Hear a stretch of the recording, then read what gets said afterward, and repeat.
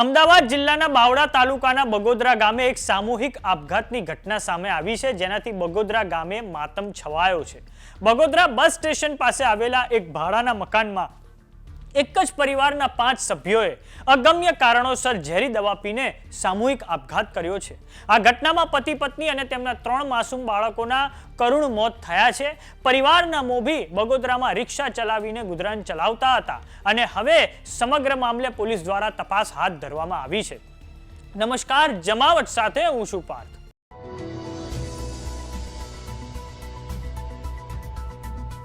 આજકાલ આપણા ત્યાં સામૂહિક આપઘાતની ઘટના ખૂબ જ બની રહી છે, કેમ કે હવે વૈશ્વિકીકરણના સમયમાં પરિવારો તૂટતા જાય છે, સાથે એકલા પણ પડતા જાય છે।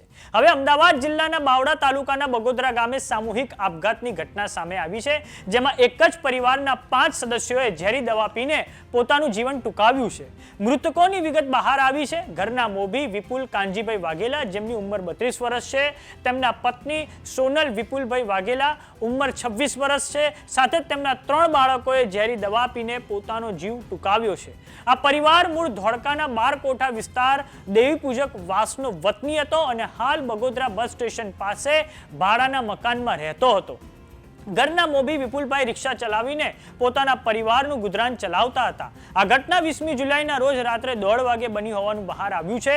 5 સદસ્યોએ રાત્રિના સમયે ઝેરી દવા ગટગટાવી લીધી હતી અને ત્યાર પછી તેઓ ક્યારેય ઉઠ્યા જ નહીં।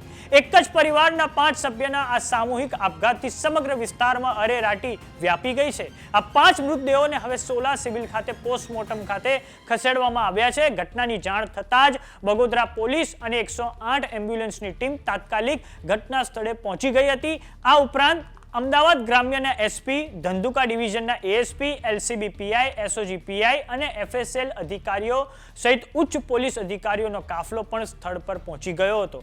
તેમણે ઘટના સ્થળનું નિરીક્ષણ કરી જરૂરી સૂચનો આપ્યા હતા અને આ ઘટના અંગે ઊંડાણપૂર્વક તપાસ હાથ ધરવામાં આવી છે। આજના સમયમાં આપઘાતની ઘટનાઓ ખૂબ જ વધારે પ્રમાણમાં બની રહી છે। હવે તો કોઈ દિવસ બાકી નથી જતો કે જ્યારે આપઘાતના સમાચાર મીડિયામાં ના આવ્યા હોય। તેમાં પણ સામૂહિક આપઘાતની ઘટનાઓમાં નોંધપાત્ર વધારો થયો છે। પરિવારમાં મોભીને દેવું થયું હોય કે પછી અન્ય કારણોસર દબાણમાં આવીને આ પ્રકારની ઘટના બને છે। પરંતુ એક વસ્તુ દરેકે સમજવી પડશે કે આપઘાત એ કોઈ અંતિમ ઉપાય કે નિવેડો નથી। જીવનમાં સુખ પછી દુઃખ, દુઃખ પછી સુખનું ચક્ર ચાલતું જ રહે છે, માટે ધીરજ રાખવી ખૂબ જરૂરી છે, નહીં કે પછી કોઈ અવિચારી પગલું ભરી લેવું, જેનાથી માસૂમ જિંદગીઓ પણ હોમાઈ જાય છે। અને આવી ઘટનાઓમાં તમે જોયું હશે કે જેટલી પણ સામૂહિક આપઘાતની ઘટનાઓ બને છે તેમાં નાના બાળકો પણ ભોગ બને છે, પરંતુ એ નાના બાળકોનો શું વાંક?